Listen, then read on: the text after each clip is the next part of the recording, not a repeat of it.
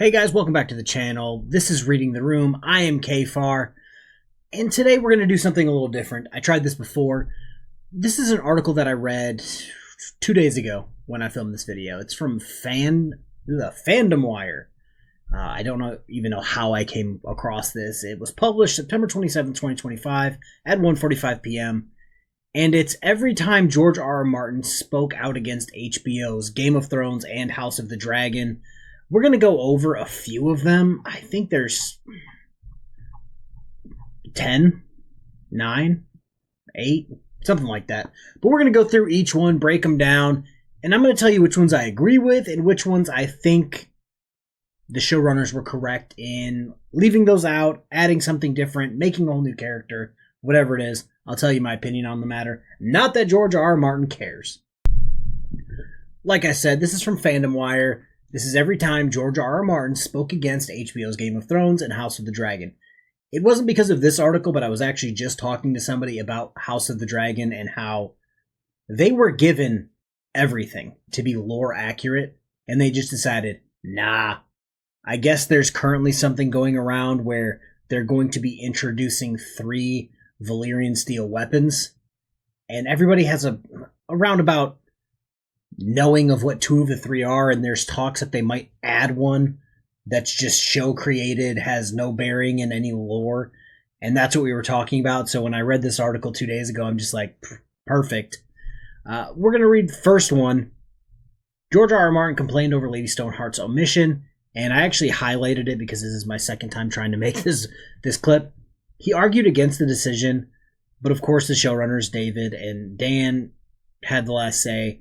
And I actually agree with this decision because of what they said. So basically, they planned on bringing back Jon Snow. They planned on reviving him. And this isn't Supernatural. However much I love that show, this isn't some of those vampire shows where you could kill off a character and then be like, oh, plot twist, they're actually alive. You couldn't do that in a show like this where you just kill off a main character and then just a few episodes later go, oh, bam, alive. So I'm actually pretty cool with this decision. And next is going to be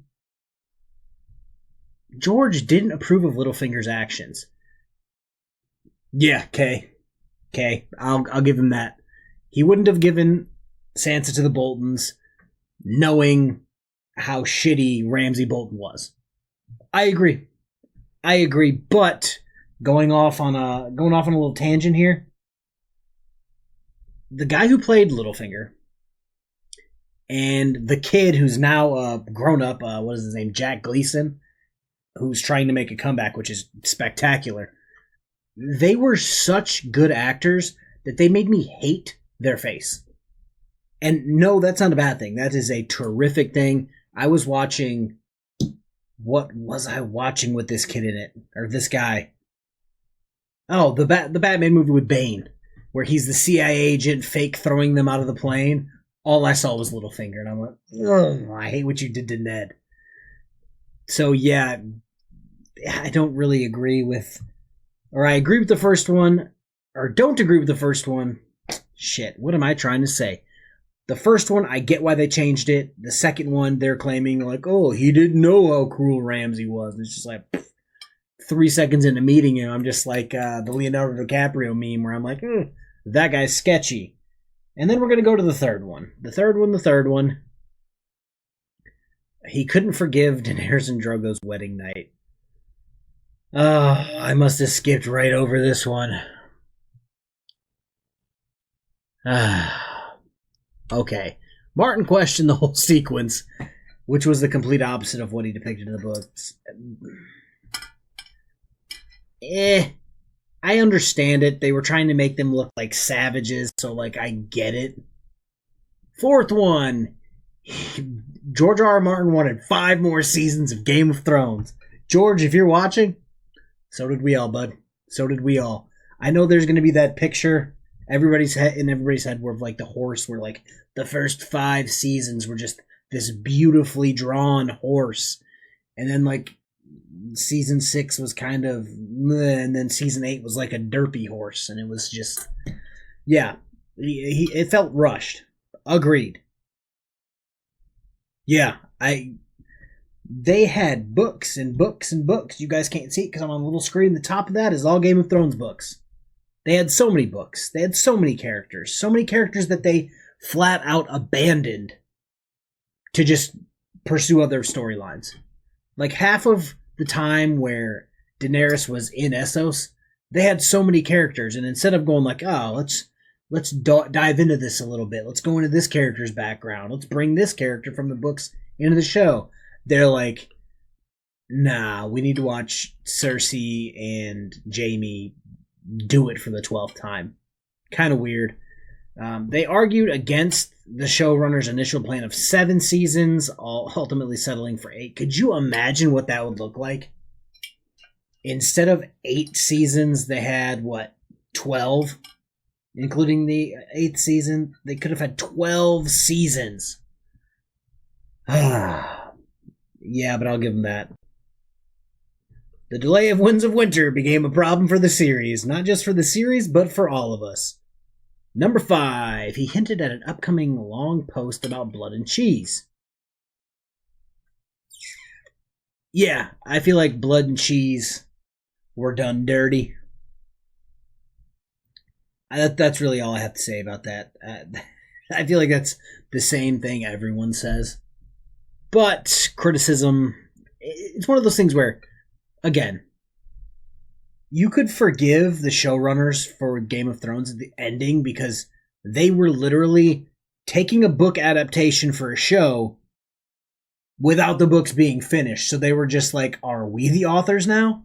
And that led into my conspiracy theory of what if George R. R. Martin actually finished the books, finished the series, but they were so close to what the show depicted that they're like, yeah, George, we're gonna rewrite this book so people don't hate us. That's my conspiracy theory for that. All right, number 6. George R. R. Martin was furious over 4-legged dragon sigil and wandering creatures.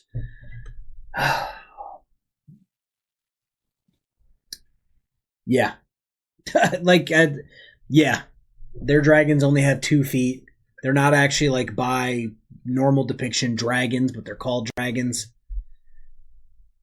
Fantasy, just to get on this, and wandering creatures. From doing this as long as I have and covering, again, I'm 34 years old. I grew up binge watching Star Wars since like the moment I was born. And between Star Wars and I read all of the Lord of the Rings books in the 3rd grade, like, I'm used to wandering creatures that are just wild. You know, going down the Harry Potter road, been down that road. Warhammer, been down that road. He can be furious over all the wandering creatures, but at the end of the day, there's like a gajillion more wandering creatures that they could have put in. He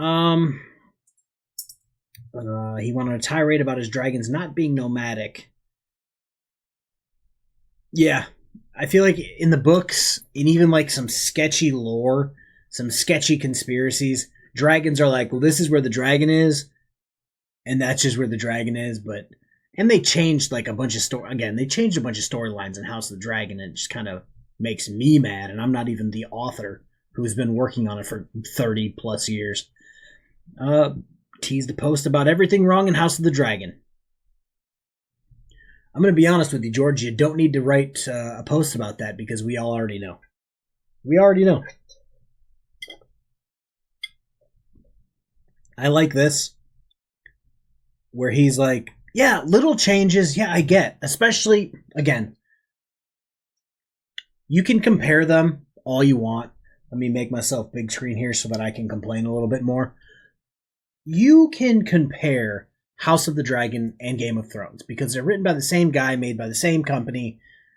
You can compare them. But in my opinion, they're not even comparable because one has a finished work that's beautiful. And the other one, you got like 70% done and then nothing. Nothing to work from. You're just winging it at that point. But yeah, especially... Yeah, I don't even know what to say about all of the things they omitted or all of the things that they just blatantly made up. in House of the Dragon, which again is crazy because they had all of the source material. George R.R. Martin wrote and deleted a long rant about toxic butterflies. I didn't read this one either. Let me see here.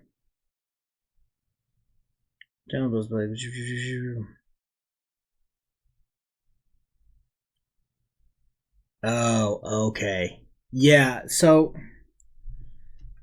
I thought he was actually talking about toxic butterflies, and I'm like, oh, are we going to go to a different continent in House of the Dragon out of nowhere for them? No, that's not what he's talking about. Toxic butterflies, in my opinion, what he's talking about is like random modifications that are just bad. Because I feel like they're already we're done with that. There's only 9 or 8. There's only 8. Again, they're on season 2. Yeah, they're on season 2. And they're already fucking up. Like, yeah, there was some things wrong with Game of Thrones. And there's a lot of stuff omitted from Game of Thrones because there's just so much source material. But you could watch that and go, okay, I read the books. I understand what's going on here. And with House of the Dragon, by season 3 or 4, you're not going to have any fucking clue what's going on. Like, yeah, the main characters are, like, there, but a lot of the main characters are not there, or a lot of the people that were named in the books are just like, oh, you're not even a person anymore. Good. But that's the video, guys. I just wanted to do something not a little different. Found this article, felt like I should talk about it. I'm not getting done with what if videos. I'm not being done with anything else. I just needed a break from my brain with everything going on YouTube wise with the main channel, but that's the video. Hopefully you guys enjoyed it. I will leave the link to that article in the description. Peace.